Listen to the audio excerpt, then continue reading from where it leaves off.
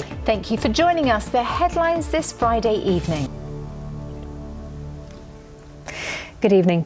Bristol Waste says a rising number of fly tipping incidents in the city is costing Staff say they simply can't keep up with the growing problem. It comes after an enormous fly tip was discovered earlier this week in Avonmouth, less than a mile from the tip. Max Walsh reports. A funeral has been held today for a great-grandmother in Wiltshire who died after an incident with a reversing transit van. Cheryl de Carteret was crossing the road in Melksham in September when the collision occurred. Today, Gloucester City Council is looking at ways of dealing with unauthorised camping in the city. A book launching tonight holds the answers to tackling violence among young people. At least that's what its authors claim. Knife crime in particular has increased dramatically in the past decade and claimed many victims in Bristol. The new book draws on examples from across the world and is being launched at the Empire Fighting Chance Boxing Club in Bristol. Karen Bell is live for us there. Now, teeth whitening has become a popular cosmetic procedure in recent years, with many people in search of a perfect smile. Despite strict rules around the strength of whitening products and who can carry out the procedure, there is a booming online market for teeth whitening kits. But experts say these DIY kits can be dangerous and have the potential to cause lifelong damage. Amrit Birdie has more. It's quite worrying, isn't it? Yeah, really concerning. Yeah, it is.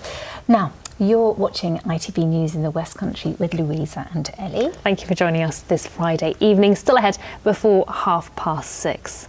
And Charlie's out and about now. Charlie, I'm very envious because you're getting into the festive spirit. A bit too early, but only for a few more days, I think. I don't know, maybe this weekend. Been looking at I have looked at Christmas trees, but I've not yet bought one. Right, moving on, and food and baby banks have reported a sharp rise in demand for essential items, and they say they expect the run-up to Christmas to be even more stressful for families as the cost of living crisis continues to hit household budgets. The Baby Bank Alliance says it gave out 3.5 million essential items like nappies, clothes and cots last year, almost 1.5 times the previous year's total. Kevin Ashford reports. News continues after us with the national and international stories at 6:30. Here's Lucrezia Millerini. Now to a success story off the pitch for Bristol City Football Club. The club's community arm, the Robbins Foundation, has been inviting local school children to Ashton Gate to improve their maths. Oh yeah, I think I certainly need to go that. along. Yes, yes. Using football as the incentive and linking maths exercises with elements of the game, they've seen students much more engaged with the subject, as Ross Arnott reports. Well, Ross has joined us in the studio. Ross, what a brilliant idea. Do you think, like, for one of our works away days, we could do that? Because that would help us all, wouldn't it? It would be very, very good. I'm thinking, I didn't mind it. I definitely liked football more. So there you go. The combination would have probably helped. So it's a win-win. It's a win-win. Such a good idea. It's a good sporting term, that as well. Win-win. Look at that. We're going to move on to the... Now, it is a big weekend if you're into dancing, which Louisa is. I am. Ross is. They're always dancing at the Christmas parties. But anyway, couples from our region have travelled to Blackpool for the National Dance Championships. They're competing in the world-famous Empress Ballroom. And to make it even more special this year, it's the 50th anniversary of the competition, and James Webster has been finding out more. Wow. They make it look so easy. No, that really is heaven on earth. I'd love to be able to dance even just a little bit like that. Yeah, it'd be wonderful, wouldn't it? Yeah. Right, time to look at the all-important weather now. And Charlie, it was another cold night last night, but December is fast approaching and you're somewhere suitably festive tonight. Charlie, thank you. Yeah, all change again. Mild temperatures. Yes, ready indeed. to be a bit warmer. Yes. Right, that's goodbye from the two of us. I'll have the late news for you just after 11. Do join me if you can. And the ITV News continues with Lucrezia Millerini. From all of us here, though, have a lovely weekend. A very good afternoon. A rising number of fly tipping incidents in Bristol cost taxpayers nearly £1 million last year. A funeral has been held today for a great-grandmother in Wiltshire who died after an incident with a reversing transit van. Cheryl de Carteret was crossing the road in Melksham in September when the collision occurred. Let's have a look at your weather with Charlie.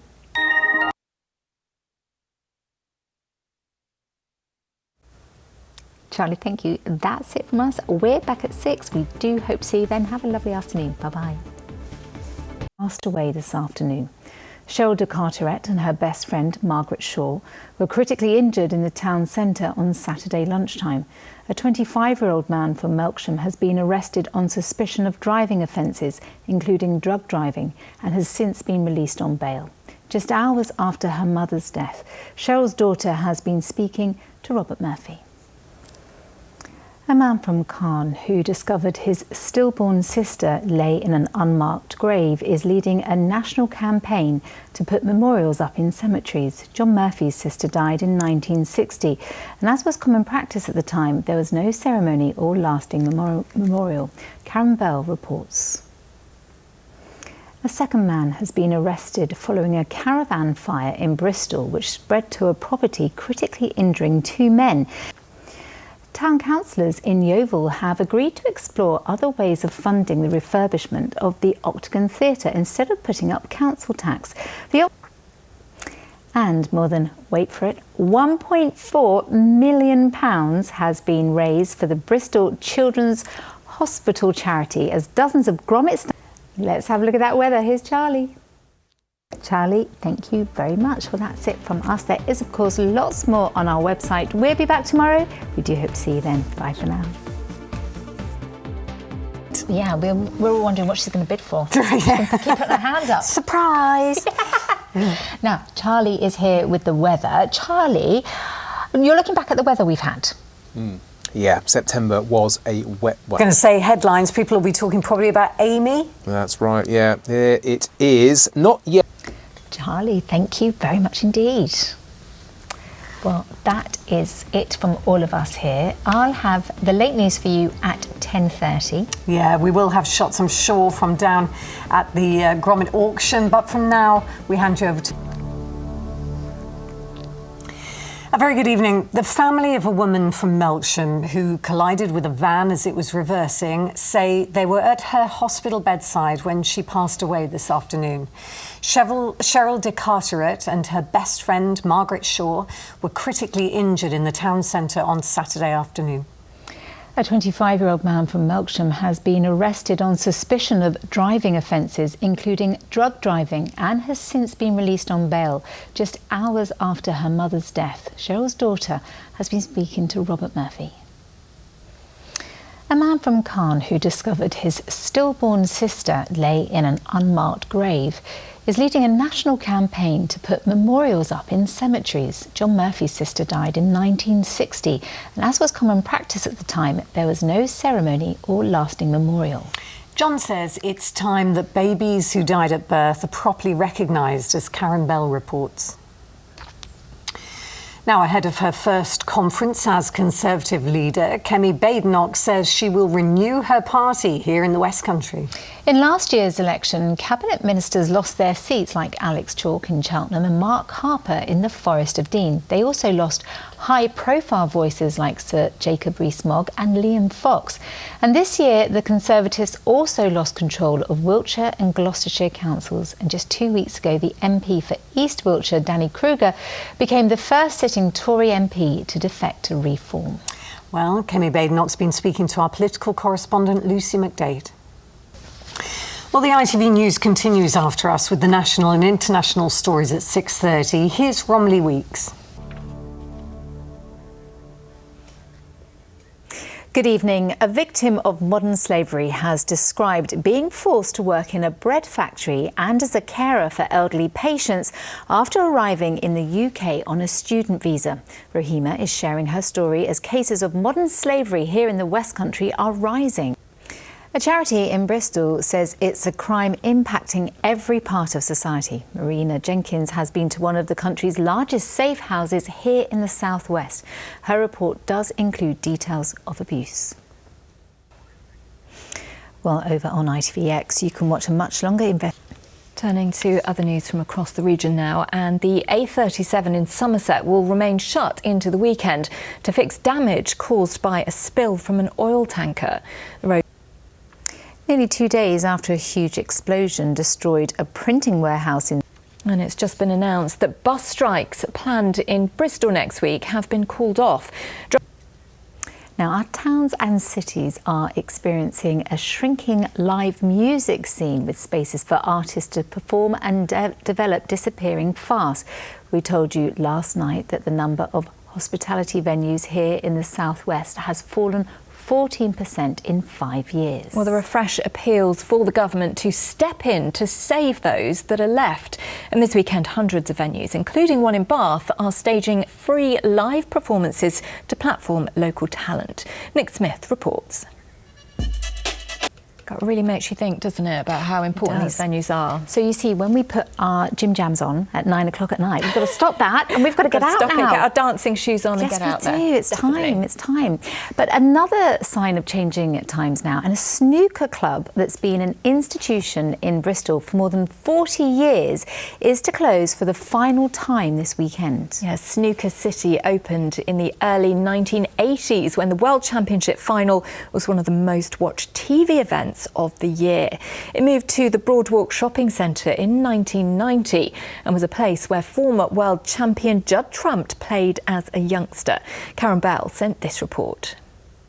Oh, it's the end of an era, isn't it? Sad. Obviously really emotional for them as well. Yeah, for lots it of people really in that is. community. Yeah. Right, let's stay with the sporting theme now. And Ross is here with us in the studio. Ross, very exciting because it's all about the Red Roses this weekend, isn't it? Oh yeah, fingers crossed for England. That's amazing, isn't it? The West Country contingent in the England team. 7 of them. I know. The West Country. Yeah, love it. Come on, We England. can claim that. Yeah, I'll be wheeling that out on Monday. You heard it here first. You heard it here first. Yeah. And It's not the only thing taking place. No, because let's speaking talk of about- beginnings. Exactly. Yeah, we're going to move on. Big weekend. Oh, what a weekend. Okay. Now, an estate of 60 prefab homes built in Cheltenham was only supposed to last for a couple of decades. Now, 3/4 of a century on, people living there love them and don't want to move. Only a few thousand survive across the country, and Ken Goodwin has been to meet former and current residents of the prefabs. Wow. That was lovely, wasn't Yeah, it? lovely. That's so emotional. Yeah, fascinating history and really lovely memories. And you can hear more from many more of the residents in a longer report over on ITVX. It's well worth a watch. Absolutely. Now, on Wednesday's programme, I was lucky enough to meet the veg grower from Gloucestershire who's known for his giant produce. Graham Barrett already held... they are enormous. And all that hard work has paid off because it's been such a fruitful day for Graham. He has set a new Guinness World Record for the tallest... Now, it's something that's not been seen on the Mendips for more than 100 years, but a rare pine marten has been captured on camera. Yeah, they were driven to near extinction, and in recent years there have been small-scale attempts to reintroduce them. Victoria Davis sent this. Thanks, Nick. That's it from us. I'll be back with the late news at 10:30. Have a lovely evening. Bye-bye. Bye-bye. A very good afternoon. More than 30 hours after explosions destroyed a building in Swindon, firefighters were still extinguishing what they called hotspots this morning. Police have released footage following a string of arson attacks in fish ponds in Bristol. Southwest water owner Pennon has reported a strong return to profitability despite higher costs due to hot summer weather. A main road will stay shut into the weekend after a spill from an oil tanker caused extensive damage. Tolls on Bristol's historic Clifton Suspension Bridge could rise for the first time in a decade. Rail passengers travelling to or from Gloucester are being warned to expect disruption as work to upgrade the station's signal box begins. And a former Royal Marine from Bristol who sustained life-changing injuries when he was caught in a bomb blast in Afghanistan is walking more than 230 miles for charity. And finally, a rare animal has been spotted in the Mendip Hills for what is thought to be the first time in 100 years. How lovely. Well, let's have a look at that weather. Here's Nick Miller. Nick, thank you. We'll be back at 6. We do hope to see you then. Have a lovely afternoon. Bye for now. And Gromit fans will get the chance to see all 50... Now, before we go, a reminder that our political show, The West Country Debate, is on tonight after this. Here's presenter Lucy McDade with more details. So stay tuned for that. Now, let's have a look at your weather. Here's Charlie. A very good evening. Firefighters from across Dorset have been tackling a flat fire in Dorchester into the early hours of this morning. The blaze The mother of a Wiltshire soldier who took her own life after she was sexually harassed at work has raised £5,000 for charity in her memory. Anti-immigration protesters and counter-protesters have gathered outside a hotel housing asylum seekers in Gloucestershire. Gloucester's only theatre reopened today after an 8-month closure. The King's Theatre was shut because of health and safety concerns, but a team of volunteers has been working hard to make it safe and improve the building. Robert Murphy reports. Truckfest officially kicked off in Somerset today, with roughly 50,000 people expected to attend Bath and West Showground over the weekend. Football, and in League Two, bottom-ranked club Cheltenham Town travelled to Salford last night. This afternoon, Swindon Town took on league leaders Crewe Alexandra, the Robins, and it was a busy afternoon for our other teams. Emil Rees scored twice. So here's your weather with Philippa. Philippa, thank you very much, and that's the way it looks tonight. There is, of course, plenty more news from the region on our website. We'll be back tomorrow, and we do hope to see you then. Bye for now. Good evening. First tonight, the family of a teenager described as promising and bright who was stabbed to death in Bristol last year say he and his 2 killers were all failed by the authorities. Darian Williams was just 16 when he was murdered in a park by 2 other teenagers in what appeared to be a gang-motivated attack. All 3 of them were known by council services. His family took part in an independent report looking at what can be learnt following a spike in youth violence offences in the city. The council say they have already made improvements. Max Walsh reports. Well, Max has joined us in the studio. Max, welcome to you. What more did Darian's family want to see happen? Offences, whether you're a victim or a perpetrator, increase hugely. What we also learnings from this report that the authorities can next time intervene earlier. Yeah, okay, let's hope so, Max. Yeah, thank you very much indeed. Police in Somerset are searching for 2 men after the windows of a mosque were smashed. Well, it happened in Taunton on Saturday morning. Police say they're treating it as a hate crime, and tonight the town's MP described the attack as weak and cowardly. Robert Murphy is live. You're watching ITV News in the West Country with Seb and Ellie. Yes, thank you for your company this Thursday evening. Still ahead before 6:30. We're going to be talking rugby with Ross, who's out on the pitch. What's happening there? Before all of that, a 6-week consultation began today into efforts to dramatically reduce the number of people living in vans on Bristol's roads. The City Council says the problem is unsustainable and wants views from all sides to form a new policy it hopes will get more people into housing or onto temporary sites with basic facilities. Some van dwellers have welcomed the move, but others remain sceptical. Richard Payne reports. Well, the ITV News continues after us with the national and international stories at 6:30. Here's Charlene White. Now, the Women's Rugby World Cup comes to Bristol this weekend with 2 quarter-finals at Ashton Gate, including England against Scotland on Sunday. How exciting is that, right? Well, it's hoped England's success in the tournament will inspire girls across the region to get involved in the sport. And we've sent Ross to a grassroots club in Mangotsfield in South Gloucestershire to see the recruitment drive. By the looks of it earlier from when we saw you, it's actually going quite well. Ross, I think you convinced them it's an England win there. But nonetheless, really good there. Thanks very much. That's why he can't go to an international game. He stops the game. He's fearless. Do you see that? He just goes on. I tell you, I can't talk often, so yeah, on TV. So, and I'm not even out of breath. So they were brilliant. Well done, they were brilliant. Great. Now, Bristol's Wallace and Gromit have won a special recognition award at the National Television Awards in London. Oh, they're so good, aren't they? Incredible. What a star lineup. And speaking of stars, do you see what I did there? We've got Gromit. Yay! No, we've got Charlie.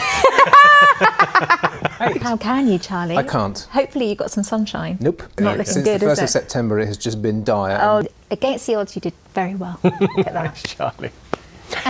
Now, before we go, a reminder that our political show, The West Country Debate, is on tonight after the late news. Here's Lucy McDade with more details. And that's it from all of us here. I'll have the late news at 10:30. Yes, after the break, the ITV News continues. But for now, goodbye. Bye-bye.